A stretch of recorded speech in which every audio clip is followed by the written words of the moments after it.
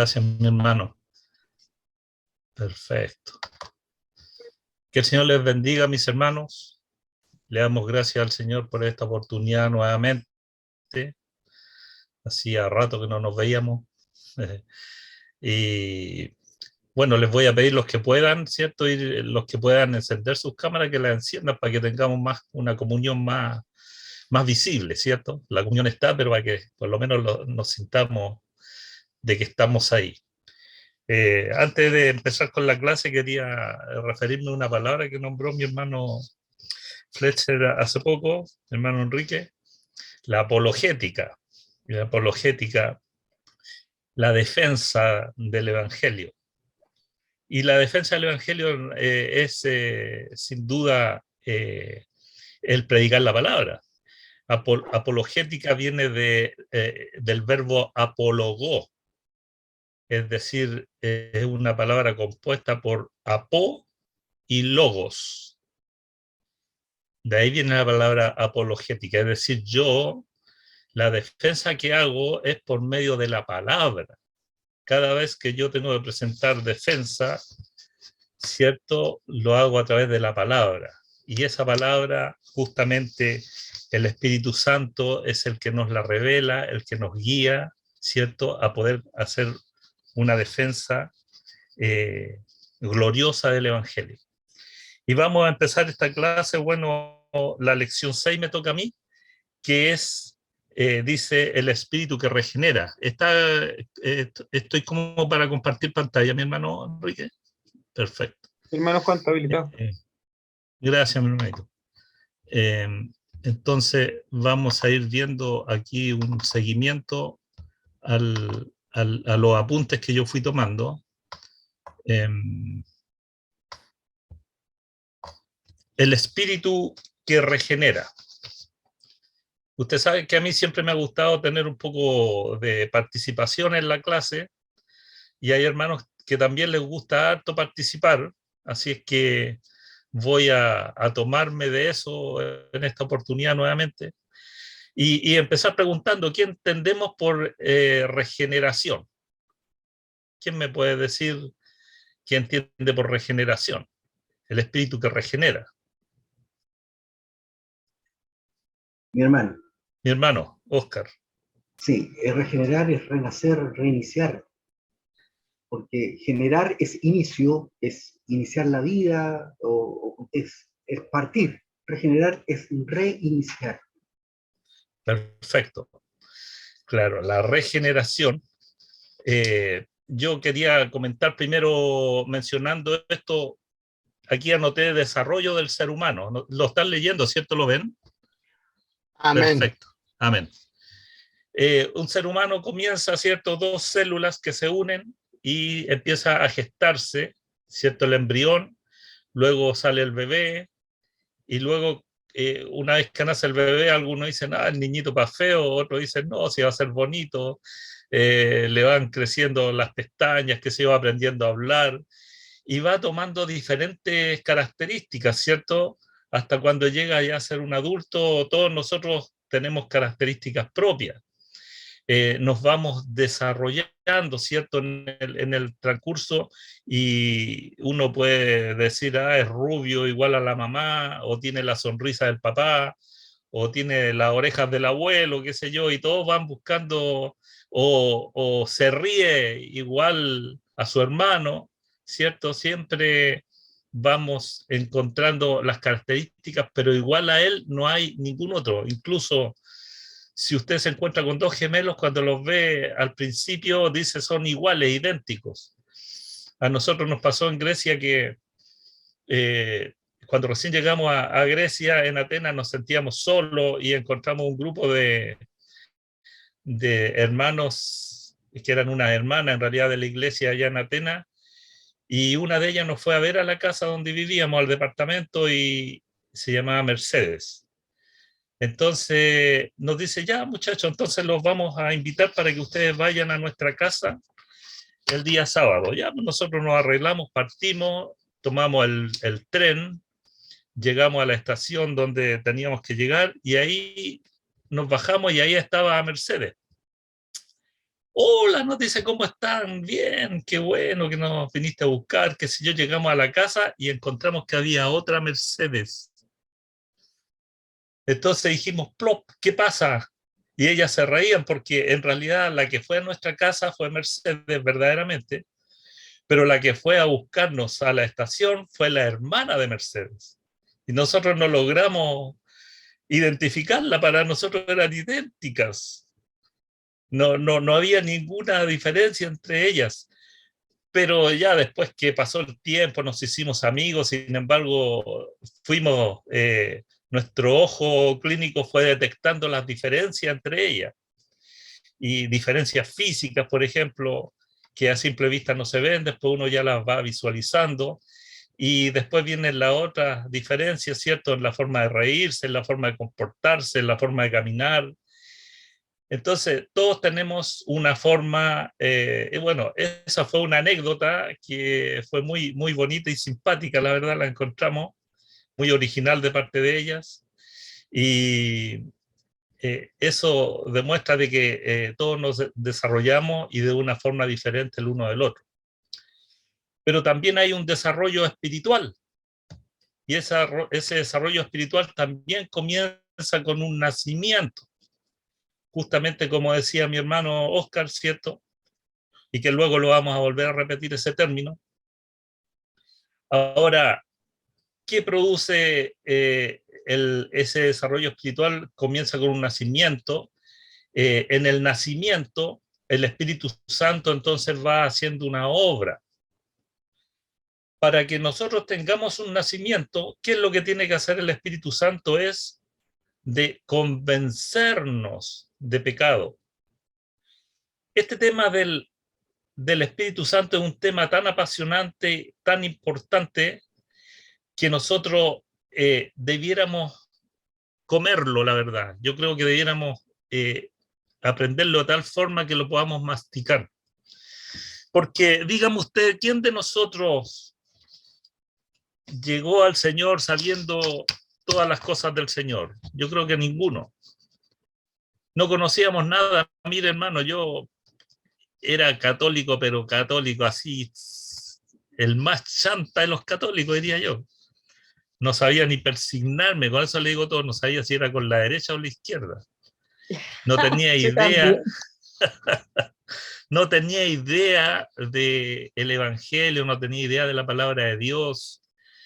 Por ahí algún versículo, incluso hasta ese versículo, aunque usted se ría, pero yo no sabía que ese versículo que dice, la paz os dejo, mi paz os doy. Yo pensé que decía, ni paz os dejo, ni paz os doy. Es decir, en absoluta ignorancia. Y entonces cuando el Señor me tuvo que llevar a Grecia para conocer al Señor allá, Él sabe cómo hace las cosas y las hace perfectas siempre. La verdad es que cuando yo llegué y conocí al Señor, fue una manera muy especial y muy diferente a cómo mi esposa conoció al Señor. Por ejemplo, yo era una persona que si bien no conocía al Señor, sin embargo era como dócil y fácil de poder decir que bueno, mi primo me llevó a la iglesia a hacer unos trabajos un día de semana y ahí me gustó la verdad cómo era la iglesia, no era el estilo ese, como esos estilos antiguos, qué sé yo, me gustó. Y después me llevó a un culto, me gustó la reunión, cómo se hacía, y yo invitaba a mi esposa y mi esposa no había caso, decía, no, yo no voy a esa iglesia, no voy, no voy. Hasta que un día la convencí y me dice, bueno, ya voy a ir una vez, pero si no me gusta, no me obligas nunca más a ir a esa parte. Ya, trato hecho. El asunto es que la llevé a la iglesia y desde ahí no se apartó nunca más.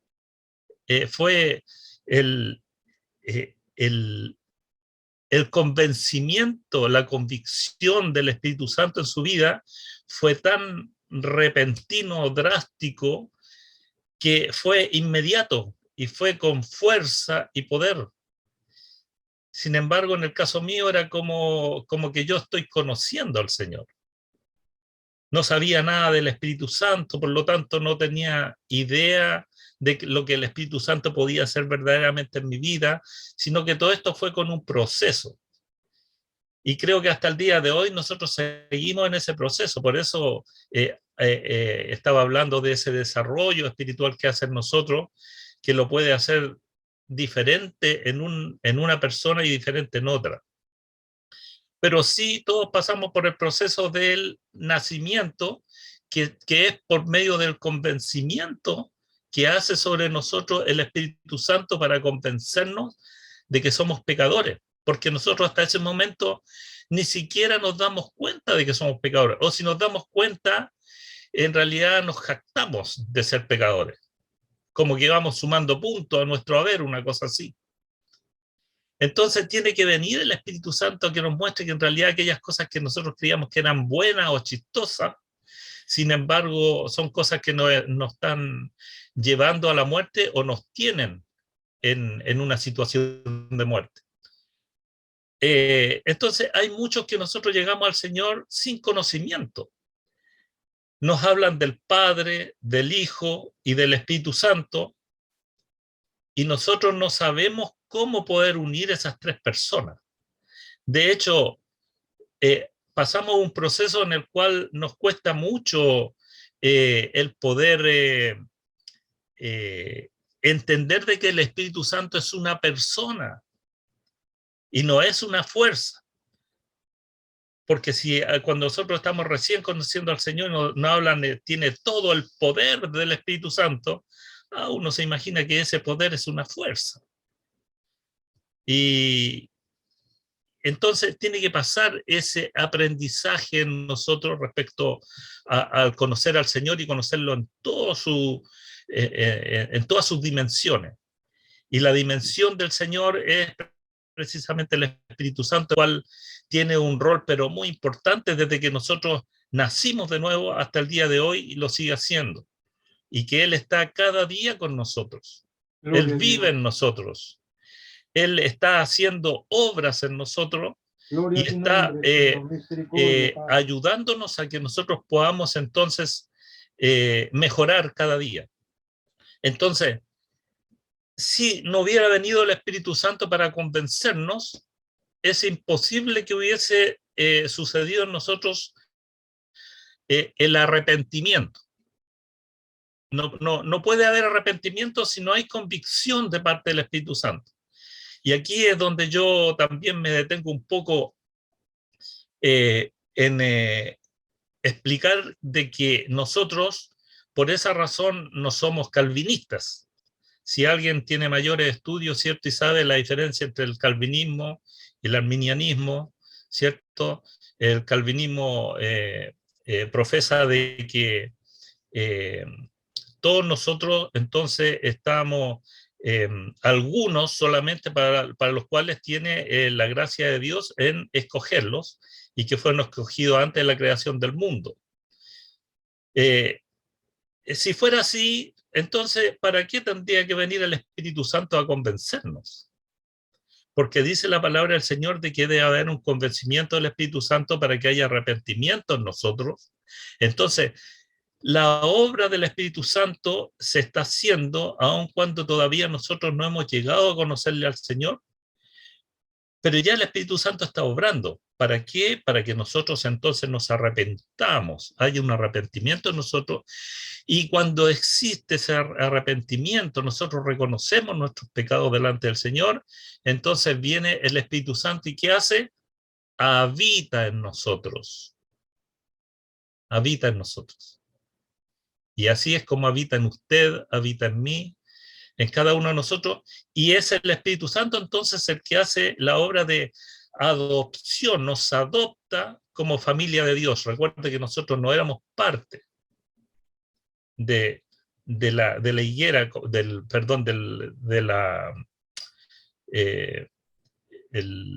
me acuerdo la palabra en griego y se me olvidó en español. Olivo. Del olivo,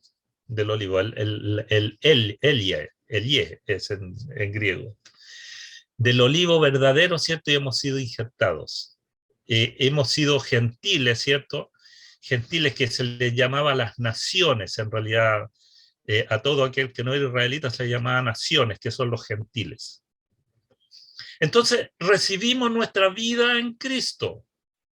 Nosotros hemos sido recibidos y pasamos a ser coherederos con Cristo, ¿cierto? Porque Cristo tiene la herencia y nosotros hemos pasado a ser entonces coherederos con Cristo, y nos espera una herencia con el Padre que Él preparó para nosotros. Ahora, la otra pregunta que me viene en este minuto y quisiera que alguien me la respondiera: ¿por qué es una herencia que está preparada para nosotros y no la tenemos ahora ya, si ya somos hijos de Dios?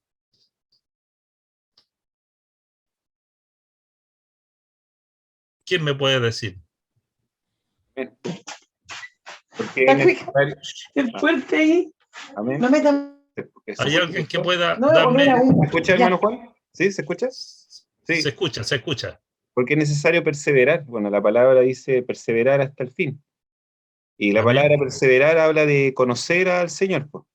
Es como la oración Amén. que hacen, bueno, a veces uno lo hace orar a las personas y uno le hace hacer la oración del penitente, que se llama, que está ahí en Romanos 10, versos 9 y 10, que habla que si confiesas con tu boca que Jesús es el Señor, bueno, se conoce el estudio de la oración del penitente, pero no basta solo con esa oración, porque la persona, claro, puede hacer una oración, puede en el momento sentir un emocionalismo o algo así, pero si no decide realmente rendir su vida al Señor, simplemente oró por orar, porque después el fruto se ve en el momento cuando la persona ya rinde totalmente su vida y empieza a servirle al Señor.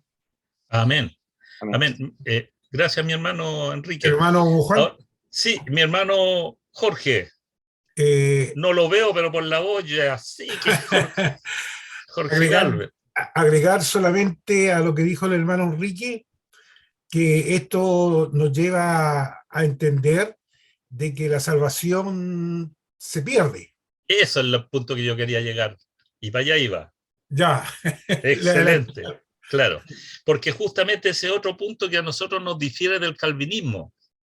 Correcto. Porque los calvinistas dicen, bueno, yo no sé si usted es salvo, pero yo voy a saberlo por la forma en que usted se desarrolla, pero Dios sabe si a usted lo eligió o no lo eligió. En realidad, usted, si se arrepintió de corazón, usted sabe de que el Señor le perdonó, ¿cierto? Usted lo va a sentir. Pero debe, en la perseverancia o perseveración que habla el hermano Enrique, está justamente eso de que la perseveración está en que cada día yo me tengo que preocupar de mi salvación. ¿Por qué? Porque yo la puedo perder. Y por eso habla del libre albedrío, de la forma en que yo decido. Y mi hermano Enrique también mencionó de que confesar es con tu boca. Si eso, el confesar es tan importante para entender de que en realidad es algo voluntario. No es que Dios venga y te obligue a ser salvo. Oye, lo que pasa es que tú estás ya en mis planes, por lo tanto tienes que hacerlo. No, no es así, es decir, es voluntario, es personal y cada cual, ¿cierto?, decide si da ese paso o no. Entonces, en el nacimiento se produce el fenómeno de desarrollar entonces las características de un llamado cristiano, ¿cierto? El Espíritu Santo es el que permite ir desarrollando esas características, por eso está para ayudarnos, es nuestro ayudador, es nuestro consejero, es nuestro consolador, porque hay momentos de dificultad, ¿cierto? Es nuestra fuente de poder. Y entonces somos conformados a la semejanza de Dios. Aquí yo tenía dos palabras escritas que en el griego no se entienden mucho porque las escribí con letra muy delgada, pero una es que estábamos hablando de que el Espíritu Santo convence, ¿cierto? Y en griego se dice elenjos. Ahí está escrito elenjos, le escribí al lado en español para ver cómo se pronuncia. Elenjos significa convencer, pero también significa control. Es decir, el Espíritu Santo convence, pero bajo el control de Dios. Él siempre está convenciéndonos bajo la voluntad de Dios. Y escribí la palabra regenera que me dijo mi hermano Oscar también, que se dice palingenia. Palingenia dice ahí. Esa es una pi, una alfa, palingenia. Lo escribí al lado también. Y esa palabra palingenia es una palabra compuesta. Aquí yo no la escribí separada, más adelante hay otras palabras que la escribí separada. Viene de pali, que significa de nuevo, nuevamente, y genia, que tiene varias acepciones, y una de ellas es el nacimiento. ¿Ya? De ahí viene la palabra del libro de Génesis, ¿cierto? Génesis, que significa también, en ciertos términos se le da el término de nacimiento. ¿Ya? Hermano Juan, Sí, mi hermano. una forma de entender lo que es la regeneración, desde el punto de vista biológico, por ejemplo, Claro. cuando la lagartija, por ejemplo, se le corta la cola y al tiempo después le vuelve a renacer la cola. Ahí fue regenerada la cola de la lagartija, estamos hablando desde el punto de vista biológico.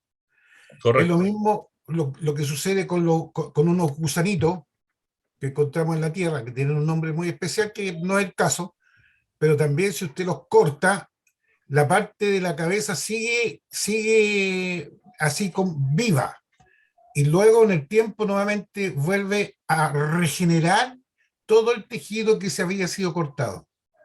Es el proceso de regeneración también desde ese punto biológico, que también lo podemos como aplicación verlo desde el punto de vista espiritual. Eso no. Claro. Amén. Gracias, mi hermano Jorge. Aquí yo tenía escrito, ¿cierto? Volver a nacer tiene ese significado de acuerdo a la definición que me dio mi hermano Oscar. Y abajo escribí otra que dice volver a ser generación, porque genia, aparte de nacimiento, significa también entonces generación. Por ejemplo, encontramos la palabra de Dios donde habla de que Jesús es el unigénito del Padre. Unigénito. Es una generación única, es una especie única. Como Jesucristo, no hay otro. De la misma forma pasa entonces usar esa palabra a nosotros, de que nosotros entonces al ser una regeneración, ¿cierto? Se vuelve a nacer, pero estamos hablando de que espiritualmente nosotros volvemos a nacer, pero ese nacimiento espiritual entonces se comienza a ver reflejado en nuestro cuerpo mortal, porque tiene que haber cambios en nuestra carne.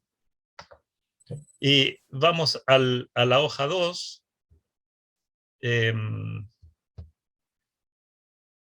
A ver, voy a correr esto un poquito. Ahí sí. En esta hoja 2, ¿cierto? Dice que el Espíritu Santo usa testigos, porque para poder entender la magnificencia, poder entender la obra maravillosa que hace Dios a través del Espíritu Santo en nosotros, podríamos decir también, como dice un calvinista, de que bueno, entonces no necesito predicar la palabra, ni necesito hacer mayores cosas porque ya estoy en Cristo.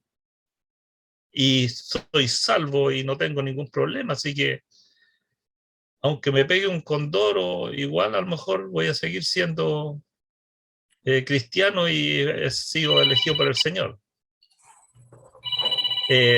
Pero sin embargo, el Señor ha permitido de que a través del Espíritu Santo nosotros podamos entonces llevar el Evangelio a otros, porque para que el Espíritu alguna vez, piensen ustedes nada más, y yo estoy pensando en mí en este minuto, de que para que el Espíritu Santo viniera y me convenciera de pecado fue a través de alguien, o puede haber sido una radio, o puede haber sido un flyer, pero puede haber sido una persona, ¿cierto? Todo eso es parte de la palabra del Señor, las tres que mencioné. En el caso mío fue un familiar que me llevó a la iglesia, escuché la palabra y ahí hubo entonces una persona la cual fue usada y llevó entonces el ministerio del convencimiento del Espíritu Santo en mi vida. Y aquí tengo unos ejemplos. Por ejemplo, a ver, mi hermano Paulo, busque en Hechos 2:14, Hechos 2 del 14 al 36. Mi hermano Oscar Manuel, que tiene la mano arriba en este momento, búsquenme en 1 Corintios 14, 24 al 25. En Pentecostés tenemos el caso de Pedro, ¿cierto? Cuando él predicó a la multitud. Y ahí hay un fenómeno especial que se produce por medio del Espíritu Santo y que llega a personas y toca corazones. ¿Cómo diría mi hermano Paulo? Está muteado. Está muteado. Hermano Paulo está muteado. No, Ahí sí. ya, Hechos 2, 14 al 36, ¿no? Claro. Ya. Dice, entonces Pedro, poniéndose en pie con los 11, alzó la voz y les habló diciendo: varones judíos y todos los que habitáis en Jerusalén, esto os sea notorio y oíd mis palabras, porque estos no están ebrios, como vosotros suponéis, puesto que es la hora tercera del día. Mas esto es lo dicho por el profeta Joel. En los posteros días, dice Dios, derramaré de mi espíritu sobre toda carne, y vuestros hijos y vuestras hijas profetizarán. Vuestros jóvenes verán visiones, y vuestros ancianos soñarán sueños. Y de cierto, sobre mis siervos y sobre mis siervas, en aquellos días derramaré de mi espíritu, y profetizarán. Y daré prodigios arriba en el cielo, y señales abajo en la tierra, sangre y fuego y vapor de humo. El sol se convertirá en tinieblas y la luna en sangre, antes que venga el día del Señor grande y manifiesto. Y todo aquel que invocar el nombre del Señor será salvo. Varones israelitas, oíd estas palabras. Jesús Nazareno, varón aprobado por Dios entre vosotros con las maravillas, prodigios y señales que Dios hizo entre vosotros por medio de él, como vosotros mismos sabéis, a este, entregado por el determinado consejo y anticipado conocimiento de Dios, prendisteis y mataste por medio de inicuos, crucificándole, al cual Dios levantó, suelto los dolores de la muerte, por cuanto era imposible que fuese retenido por ella. Porque David dice de él: veía al Señor siempre delante de mí, porque está a mi diestra, no seré conmovido. Por lo cual mi corazón se alegró y se gozó mi lengua, y aún mi carne descansará en esperanza. Porque no dejarás mi alma en el Hades, ni permitirás que tu santo vea corrupción. Me hiciste conocer los caminos de la vida, me llenarás de gozo con tu presencia. Varones hermanos, se os puede decir libremente el patriarca David, que murió y fue sepultado, y su sepulcro está con nosotros hasta el día de hoy. Pero siendo profeta, y sabiendo que con juramento Dios le había jurado que de su descendencia, en cuanto a la carne, levantaría al Cristo para que sentase en su trono, viéndolo antes, habló de la resurrección de Cristo, que su alma no fue dejada en el Hades, ni su carne vio corrupción. A este Jesús resucitó Dios, de lo cual todos nosotros somos testigos. Así que, exaltado por la diestra de Dios, y habiendo recibido el Padre la promesa del Espíritu Santo, ha derramado esto que vosotros veis y oís. Porque David no subió a los cielos, pero mismo dice: dijo el Señor a mi Señor, siéntate a mi diestra, hasta que ponga a tus enemigos por estrado de tus pies. Sepa, pues, ciertísimamente toda la casa de Israel, que a este Jesús a quien vosotros crucificasteis, Dios le ha hecho Señor y Cristo. Amén. Gloria al Señor. Mire, dos reflexiones. Una, aquí vemos a un siervo de Dios, el cual antes tuvo una serie de problemas. Usted se recuerda que cuando lo descubren, ¿cierto? Cuando estaba en la madrugada, ¿cierto? Y Jesucristo le dice que antes que cantar el gallo, él lo iba a negar 3 veces. Y hay una parte incluso que dice que tú hablas igual que ellos. Dice, tú eres de los de ellos porque tú hablas igual que ellos. Es decir, había un lenguaje diferente, ¿cierto? Porque era un hijo de Dios. Y dice la palabra del Señor que Pedro se puso ahí hablando en un término más chileno, ¿cierto? A echar garabatos, a blasfemar, dice. Y eso es echar garabatos en realidad.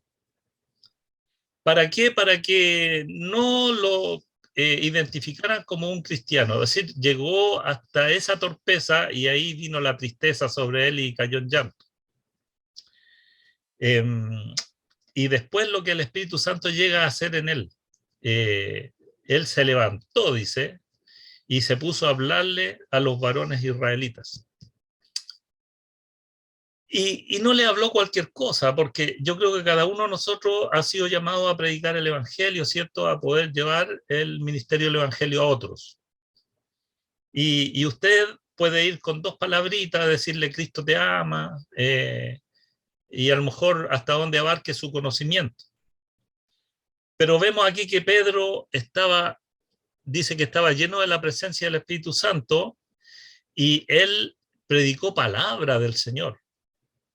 Entonces, aquí yo quiero reflexionar un poco en que cada uno de nosotros no basta con que se siente y escuche un estudio del día jueves, por ejemplo, o la palabra del Señor el día domingo, o a lo mejor lea un poco, sino que tenemos que empaparnos de la palabra en el conocimiento de la palabra, porque lo que Pedro habló aquí es conocimiento de la palabra. Empieza a hablar desde el Antiguo Testamento, habla de David, habla de que Jesús no quedó en el Hades, habla con fundamento de la palabra del Señor.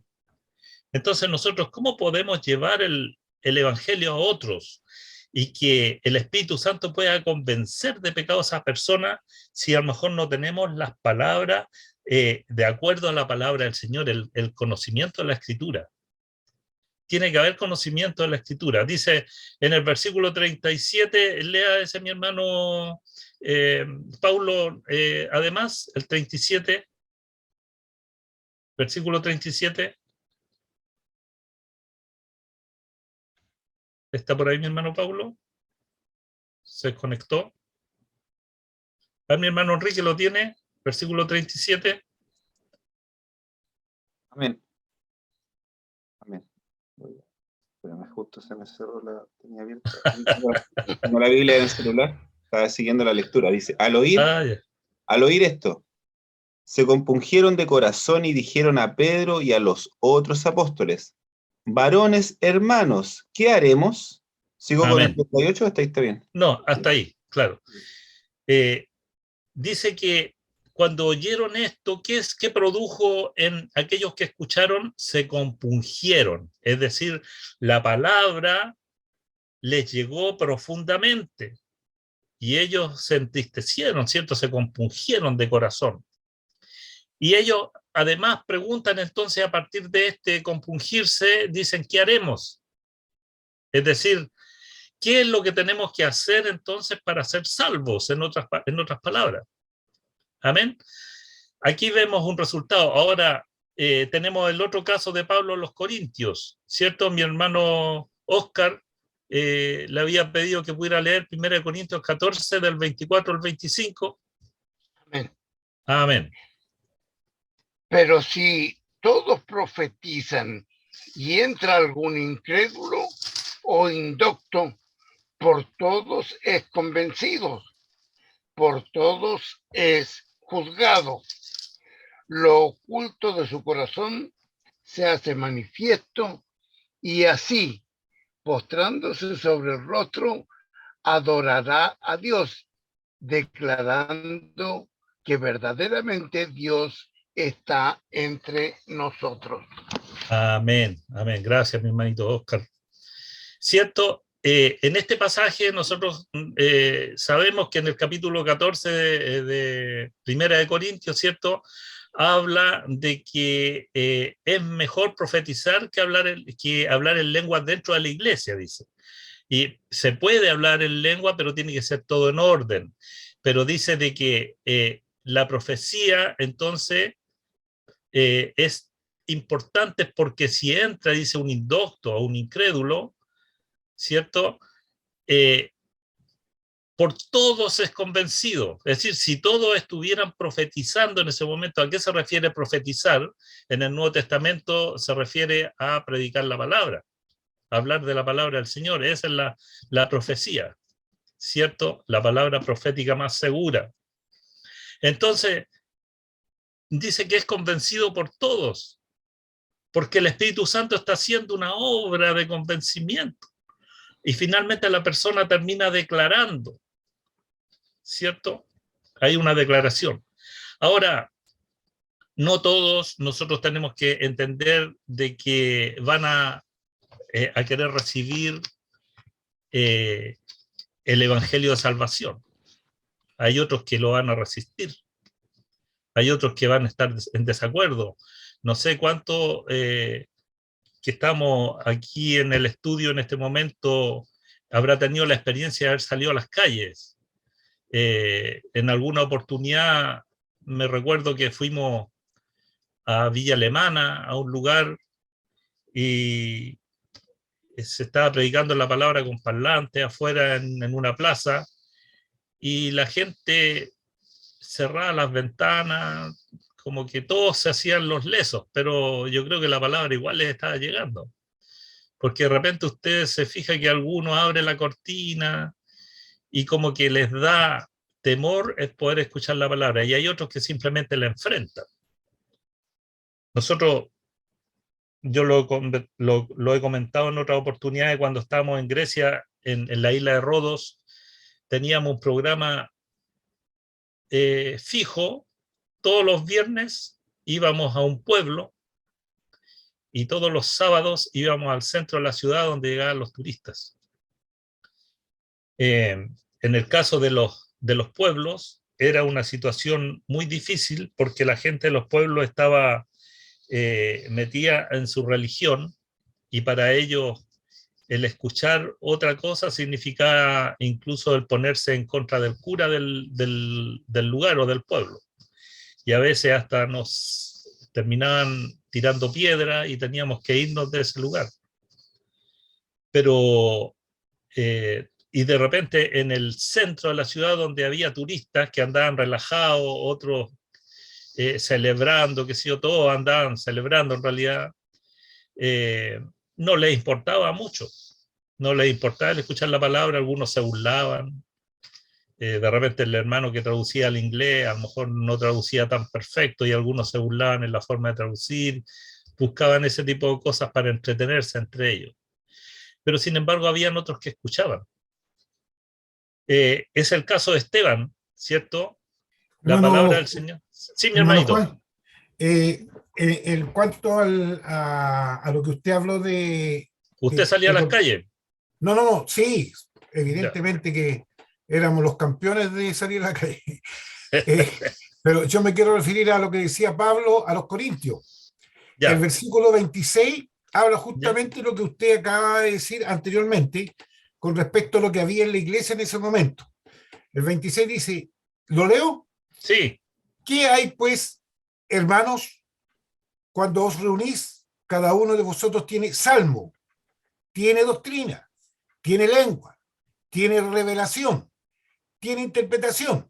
Hágase todo para edificación.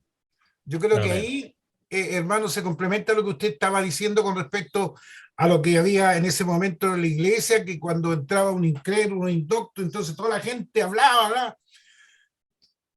Entonces Pablo llama la atención al respecto a los corintios, para que se haga todo para edificación, no Amén. para confusión. Porque imagínense, cuando todo el mundo hablaba en la iglesia, en ese momento, cuando todo el mundo hablaba y quería decirle, la persona quedaba confundida.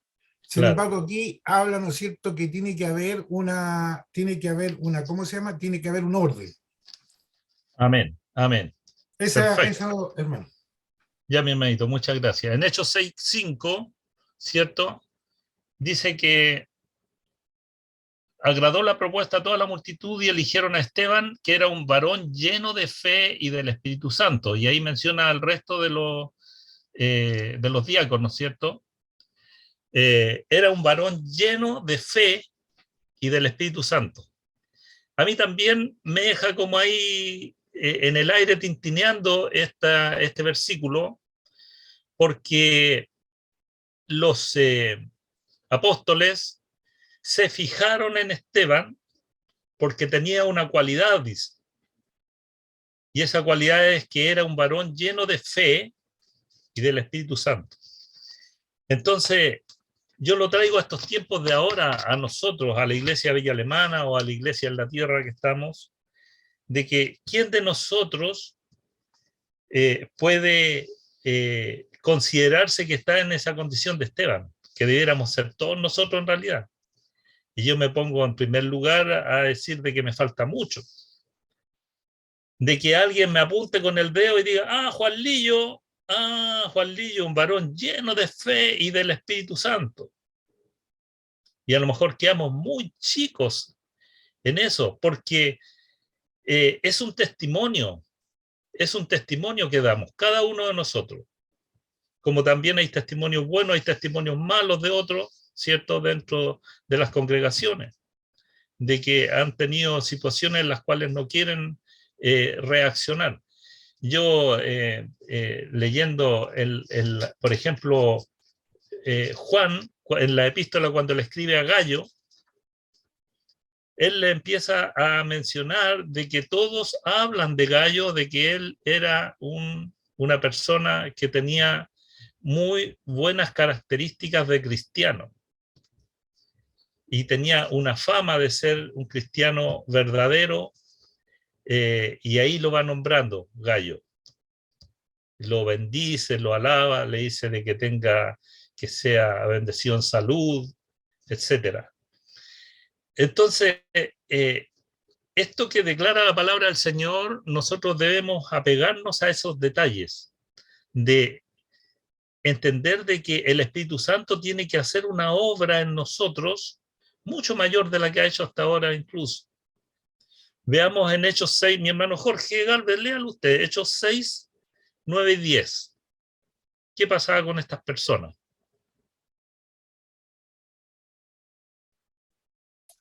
Me desmuteo primero porque estaba hablando. Está hablando, no, mi hermano. Claro. Entonces se levantaron unos de la sinagoga, llamada de los libertos, y de los de Cirene, de Alejandría, de Cilicia y de Asia, disputando con Esteban. Pero no podían resistir a la sabiduría y al espíritu con que hablaba. Amén. Y en Hechos 7:51.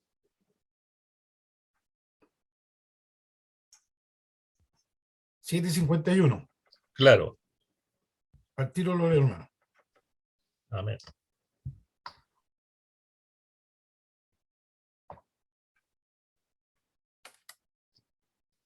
Duros de cerviz e incircuncisos de corazón y de oídos, vosotros resistid siempre al Espíritu Santo, como vuestros padres, así también vosotros. Amén. Claro. Ahí les dijo, declaró directamente de que ellos no querían recibir palabras, ¿cierto? Porque si nosotros leemos todo lo que habló Esteban se mandó un discurso, pero maravilloso, partiendo del principio del Antiguo Testamento hasta llegar al tiempo de hoy, y hablando de Jesucristo, y sin embargo la palabra no les llegó a ellos, y ellos no podían resistir, dice, ya no resisto más, me imagino que dirían en ese minuto, y entonces le dice que son duros de servir, es decir, cabecita dura, les dice, son cabeza dura ustedes, no quieren entender. Entonces, ¿Juan? Sí, mi hermano. Quiero contar algo. Bueno, a ustedes preguntaron quiénes habían salido a la calle en algún momento. Recuerdo que una vez, bueno, veníamos de salir a predicar con los jóvenes de la iglesia y venía de vuelta, bueno, antes de estar casado con mi esposa, con Carolyn, veníamos de vuelta. Ahora ya no lo dejan salir ya. Ah, no me dejan salir ahora, no, mentira. No, mentira. Falso dice ya. Venía de vuelta y me encontré con una persona y uno, bueno, venía como con todo el gozo de uno de haber predicado ahí, haber tenido la oportunidad de entregar el plan de salvación a varias personas. Y me encontré con una persona y le entregué un tratado. Y me pasó algo como bien, bueno, digo bien fuerte en lo espiritual. Le entregué el tratado y le dije, Dios te bendiga, y esta persona se abrió la polera y andaba con una polera del Che Guevara. Y me dijo, este es mi Dios. Y se lo resumo corto, esta persona me iba a pegar. Me iba a pegar porque yo le había hablado de la palabra del Señor y lo tuve que reprender y la persona quedó estática, no me pudo hacer nada.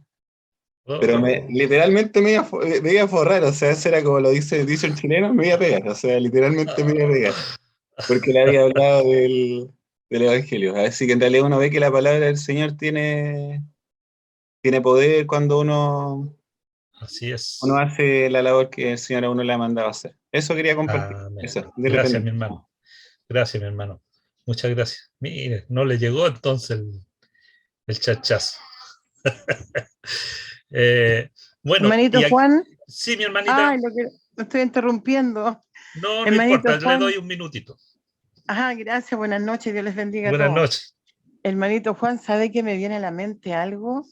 Qué bonito recordar ese tiempo cuando nos inscribíamos ahí en la iglesia para ir al centro de Villa Alemana a predicar la palabra, varios hermanos, el pastor y todo, po. Ahí nos inscribíamos, había una lista y nos inscribíamos. Y me acuerdo en una oportunidad que yo voy con una hermana, estábamos en el centro de Villa Alemana, al frente de la placita. Me acuerdo que yo me acerco a una persona y le empiezo a hablar a una señora más, no tan de edad, pero era una señora, y le estaba hablando la palabra, y en un momento de predicarle la palabra le empecé a dar el plan de salvación, y me acordé donde dijo el hermano Enrique que quedó estático, pero ella quedó estática cuando yo le estaba hablando, ya como casi para darle el plan de salvación, y le hice la pregunta y todo, y ella quedó así, pero tiesa, hermano Juanito. Y yo decía, Señor, pero el Espíritu Santo es tan sabio. Yo le dije, hermana, oremos. Y empecé a orar por ella y desatar liberación en ella. Y fue tan maravilloso, hermano, que cuando le hice la pregunta, ¿usted quiere aceptar a Cristo como Señor y Salvador? Me dijo, sí. Pero antes no podía ni hablar, hermano Juanito, qué maravilloso cuando uno ora, reprende y declara libertad y bendición, el Espíritu Santo está dispuesto para hacer su obra, si eso es lo que quiere. Hay personas que yo he escuchado que dicen, si el Señor quiere, voy a ir a hablarle a esa persona. Pero ¿cómo no va a querer si eso es lo que siempre dice su palabra? Ir y predicar la palabra. Entonces, ¿cómo no va a querer de antemano? Ya está hecho. Si nosotros vamos, Dios lo va a hacer. Mi hermana, sí, mi hermanita, muchas gracias. Mire, en realidad nosotros lo más importante es que nosotros debemos tener la dirección del Espíritu Santo. Tener la dirección del Espíritu Santo. Pablo, había lugares donde le decía el Espíritu Santo que fuera allá, y había otras partes donde el Espíritu Santo le impedía ir allá. Entonces, cuando nosotros aprendemos a tener esa verdadera comunión con el Señor, entonces Él nos va guiando en todo paso, y de repente hay situaciones donde nosotros insistimos y vemos de que no hay ningún resultado. Y vemos el caso aquí de Esteban, donde ninguno de los que estaba ahí presente menciona la palabra, que fueron, que recibieron la palabra. Entonces, nosotros tenemos que, lo importante es que siempre ser conducidos por el Espíritu Santo. Porque Él es el que convence, no somos nosotros. Y eso es lo que quiero justamente llegar en este versículo. Mire, si alguien me puede buscar en 1 Corintios 2, 4 y 5, por favor. El poder de convicción, ¿de quién es el poder de convicción? ¿Quién lo tiene? Amén. Amén. Ni mi palabra ni mi predicación fue con palabras persuasivas de humana sabiduría, sino con demostración del Espíritu y de poder, para que vuestra fe no esté fundada en la sabiduría de los hombres, sino en el poder de Dios. Amén. Amén. Entonces, claro, uno de repente con el poder humano intenta llegar a otro, incluso cuando nosotros predicamos la palabra, muchas veces lo hacemos de una forma humana. Y de repente hasta la puedo hacer dirigida a un hermano que a lo mejor yo tenía un problema con él, y la palabra la voy a dirigir para poder entonces hacer llegar. Eso no es la dirección del Espíritu Santo. La dirección del Espíritu Santo es que pueda guiarme verdaderamente se cumpla el propósito de Dios. y de repente no podemos saber dónde está. Si nosotros vemos a Felipe, Felipe dice que fue llevado por el Espíritu Santo, ¿cierto? Y recorrió varias aldeas, dice, ¿cierto? Hasta llegar a una persona, y esa persona iba entonces tratando de entender la palabra, pero no podía entenderla. ¿Se da cuenta? Entonces, dice que no lo hizo con palabras persuasivas, dice Pablo, dice que ni mi palabra ni mi predicación fue con palabras persuasivas, es decir, que yo intente convencerla a usted. No soy yo el que va a convencer. Eso es ser persuasivo, ser convincente, ¿ya? De humana sabiduría, porque al final terminamos nosotros cayendo en una sabiduría humana.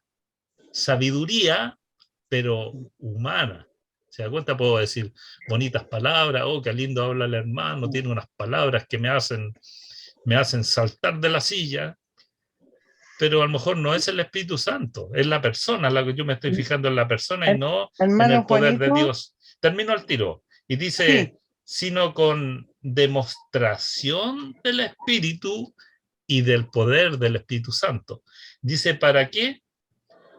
Para que la fe suya y la fe mía, ¿cierto? Nuestra fe no esté fundada en la sabiduría de los hombres, no en lo que está hablando Juan Lillo ahora, sino que en el poder del Espíritu Santo, sino en el poder de Dios. Amén. Sí, mi hermanita. Amén.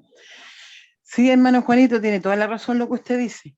Cuando el Espíritu Santo nos guía, hay algo sobrenatural, algo tan especial, que nosotros sabemos cuando el Espíritu Santo nos está mandando a hablar con alguien o no, porque a mí me ha pasado. Pero en este caso, como le digo yo, cuando la persona empezó ya a recibir, empezamos a orar, y la persona cambió, y yo empecé a hablarle nuevamente, y le pregunté, y me dijo, sí, pero ya era otra persona, no era la que estaba, antes tuvo cualquier lucha, porque quería hablarme y no podía, pero Dios hizo la obra ahí, y yo sé que recibió el Señor. Amén, si yo lo entiendo como perfectamente. También hay casos, hermanito, como también hay casos, sobre todo cuando uno es nuevo, comete ese error de querer entregarle a toda la palabra, está bien, eso hay que hacer, pero a veces uno lo hace, como dice usted, en forma humana, porque lo único que quiere uno es que las personas reciban lo mismo que uno ha recibido. Claro. Y a veces comete ese error. Claro. De insistir no, es que lo importante, y ahí cae en la carne, caen... Claro, lo importante es que el amor de Dios fluya en nosotros, de manera que nosotros tampoco seamos pasivos, porque el Señor quiere que seamos activos en el Señor. Mire, mi esposa lleva como 18 años predicándole a una persona, a una amiga. Y yo, en varias oportunidades, yo reconozco que se lo he dicho, pero ¿para qué sigues tratando de meterle el Evangelio si ella no va a dar, ni va a venir a la iglesia, ni va a querer? Y me dice, pero tú, ¿cómo puedes decir de que es así si es el Señor el que va a decir? Y ella continúa, y tiene razón en el fondo, porque ella lo único que está haciendo es predicar el Evangelio, le habla, y lo importante es que la persona no le ha cerrado las puertas en la cara. Mientras no le haya cerrado las puertas en la cara, es porque todavía hay una oportunidad de traerlo al arrepentimiento, si eso es lo importante. Amén. Claro, que nosotros evaluemos de repente, no, este que está ahí, no lo voy a predicar porque yo sé que no se va a arrepentir. No, no es así. Es decir, nosotros tenemos que predicar el Evangelio y mientras esté la oportunidad de que nos tiene la puerta abierta, entonces el Señor puede verdaderamente entrar y morar en él. Amén. Entonces, amén, hermano. Gracias, Juanito. Amén. Gracias, hermanito. Trae arrepentimiento, dice aquí. Y aquí yo escribí la palabra arrepentimiento. Mi hermano Enrique, ¿hasta qué hora tengo? Hasta las 9:30. Pero ya le quedan 9:30. Ya, perfecto. Trae arrepentimiento. ¿Y el arrepentimiento qué significa? Yo sé que aquí todos saben la definición, ¿cierto?, de arrepentimiento. La hemos visto muchas veces, la palabra metania, en griego, que la tengo escrita ahí. Metania es una palabra compuesta también por la palabra metá, que significa ir más allá, ya sobrepasar los los límites de donde está, o que se produzca un cambio en el fondo, porque el ir más allá significa que hay un cambio de la situación. ¿Se da cuenta? Entonces está compuesta por la palabra metá y noos, que la palabra metá, ña viene de noos, que significa mente. Entonces, el arrepentimiento es un cambio de mente.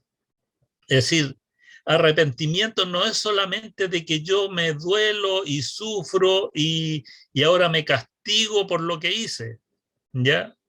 Sino que tiene un proceso. Primero es el reconocimiento del pecado. Reconocer de que yo en mi vida en realidad vivo en pecado, estoy en oscuridad. Y entonces todo eso se vuelve de él, ¿ya? Ya lo quiere dejar, lo quiere alejarse de eso. Lo confiesa a Dios, porque tiene que confesarlo con sus labios, ¿cierto? Se da cuenta que aquí no es, no es un término calvinista este, porque tengo que confesarlo con mis labios a Dios, ¿cierto? Y también decido no volver a repetir lo que estoy haciendo. Entonces el arrepentimiento no es solamente el pedir perdón por lo que hice, sino que también es la decisión de que aquello que hacía no lo voy a volver a hacer. Hay algunos que vuelven a caer y el Señor les va a dar una nueva oportunidad, pero lo importante del arrepentimiento es que yo tengo que entonces tomar la decisión de que desde ahora yo no voy a hacer lo mismo. Por eso es un cambio de la mente. Aquello que yo creía que era bueno, ya no es bueno, es malo. Entonces, no voy a volver a hacerlo eso. Influye, dice, sobre cada parte de uno, de su ser, del intelecto, de las emociones, de la voluntad, de la mente, ¿cierto? Yo tengo que pensar ya, no como pensaba antes. Y mis emociones o sentimientos, entonces cuando el Espíritu Santo comienza a obrar, ya no son las mismas emociones o sentimientos que tenía antes, y por lo tanto mi comportamiento debe ser otro, debe cambiar, debe ser absolutamente distinto al que yo tenía antes. Todas estas cosas las hemos pasado todos nosotros. Si aquí estamos viendo en el fondo la teoría de lo que el Señor hizo alguna vez en la práctica en cada uno de nosotros. El Espíritu Santo. Sí, mi hermano. Mi hermano, quizá este versículo para mi gusto, que es muy hermoso, sirva para cooperar con lo que usted está comentando. ¿Cuál versículo? 12:2. Romanos 12:2. Amén. Que dice, no os conforméis a este siglo, sino que transformaos por medio de la renovación de vuestro entendimiento, para que comprobéis cuál sea la buena voluntad de Dios, agradable y perfecta. Amén. Léalo de nuevo, por favor. Amén. No os conforméis a este siglo, sino transformaos por medio de la renovación de vuestro entendimiento, para que comprobéis cuál sea la buena voluntad de Dios, agradable y perfecta. Ya, yo creo que con este versículo más o menos, porque aquí me dejó pegado, porque vamos a analizarlo un poco este versículo. Mire, dice, no os conforméis a este siglo. A ver, ¿qué entendemos por no os conforméis a este siglo? ¿Quién me puede decir? No participar de las obras impías de este mundo. El conformarse, ¿qué entendemos por conformarse? ¿Estás de acuerdo? Estar como, en realidad aquí dice no os conforméis, se refiere a que no tomemos la forma, a eso se refiere, no tomar la forma, ¿ya? En el griego dice no tomar la morfí, no simorfónete, dice, simorfono, significa todos juntos tomar la forma de. no os conforméis a este siglo significan, de partida veamos el siglo. ¿A qué se refiere con el siglo? El siglo es el tiempo que nosotros vivimos aquí en la tierra en este tiempo. Cuando habla de este siglo, ni el otro siglo se refiere a este siglo, el tiempo que estamos nosotros como vivientes en la tierra, y el otro siglo, ¿cierto?, será cuando el Señor venga a morar con nosotros. Entonces, en este siglo, en esta generación, no es que se refiera a 100 años, ¿cierto?, cronológico, sino que se está refiriendo a este tiempo. Entonces, este tiempo es un tiempo malo y cada vez es más malo. Lo que nosotros no tenemos que hacer entonces es tomar la misma forma de este siglo. Dice, no os conforméis a este siglo, sino, ¿qué cosa debemos hacer? Transformaos. Transformaos. Y ahí también usa la palabra morfí, que significa entonces tomar otra forma. Entonces, no toméis la forma de este siglo, sino que tomad la otra forma. ¿Ya? No si morfóneste, sino que tienes que tomar la morfóneste, tienes que transformarse en ese sentido. Dice que si no transformaos por medio de la renovación de vuestro entendimiento. Y la renovación de vuestro entendimiento, ¿quién la hace? El Espíritu Santo que mora en usted y en mí cada día. Porque... Hermano Juan. Sí, mi hermanito. Pudiera ser lo mismo que ocurre con la metamorfosis que produce en la mariposa. Exactamente, sí, la palabra que usa aquí en griego es justamente esa, metamorfosis. Metá, que como veíamos anteriormente, otra palabra que usaba la palabra metá, ¿cierto? Y morfosis. Morfosis es forma, morfí. Metá, entonces, es tomar otra forma, como la forma que toma justamente la mariposa. La mariposa va tomando formas hasta que sale, ¿cierto?, y vuela.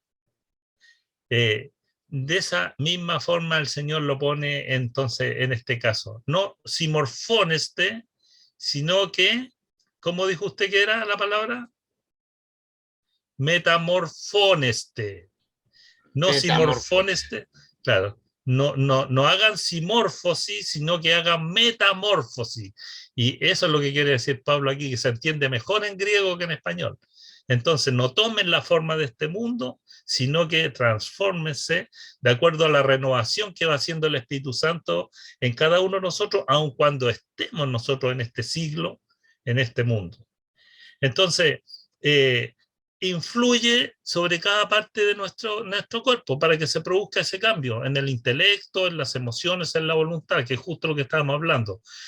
El Espíritu Santo nos va mostrando lo malo que hemos hecho y produce tristeza en nosotros. Cuando nosotros hacemos algo malo, entonces viene y nos contrista.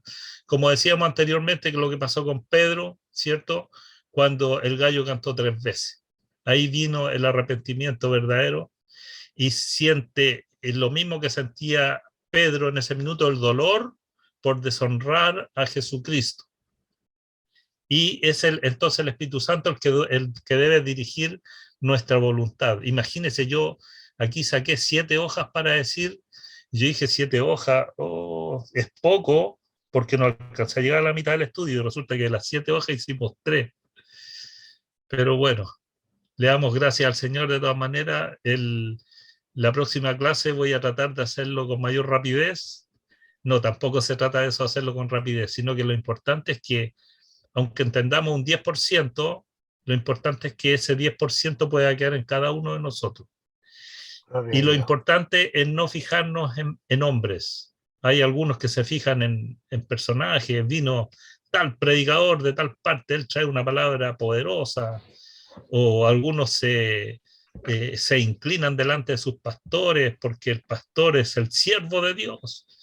Y no llegan a entender de que en realidad el poder no está en la persona, sino que el poder está por medio del Espíritu Santo en cada uno de nosotros y está obrando en cada uno de nosotros. Así que le damos gracias al Señor porque el Señor es nuestro consolador, dice la palabra del Señor, y ahí usa la palabra paracleto, que es al cual nosotros le pedimos, por favor, y es el cual está para ayudarnos. Vamos a explicarlo eso también en la siguiente clase. Espero de que haya podido quedar una parte en sus mentes y no tenga que decirles como Esteban, duros de servicio.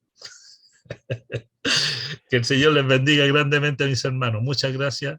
Bendiciones.